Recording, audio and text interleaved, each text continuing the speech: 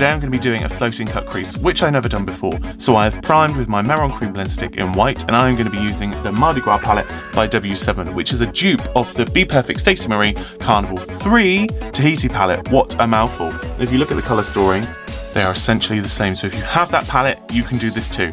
I'm going to take Jammin, this colour here, on a pencil brush to map out where this floating cut crease is going to go.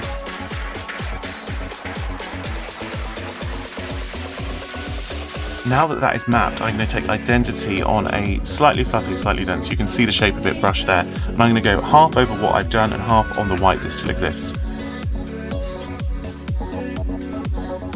Can we just get a check on how well that blended? Now that it's blended out, I'm going to take my white cream blend stick again, and I'm going to use this. It's sort of an angled flat brush, if that's a thing, and I'm going to cut underneath to create my new crease line.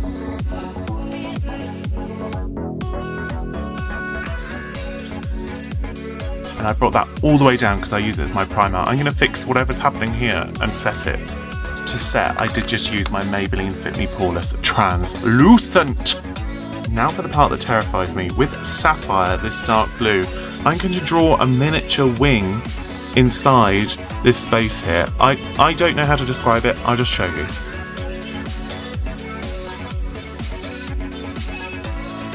Is anyone else getting Pepsi Cola from this? Now for some depth. The black, which is called Midnight. Fluffy brush to blend that accent. In my crease, I am going to add some Tahitian Pearl, which I've already dug in, as you can see. Let me copy that below and I'll be right back to you. I blended out with Riviera, and I added some gold glitter liner by Collection, and I think this looks fantastic.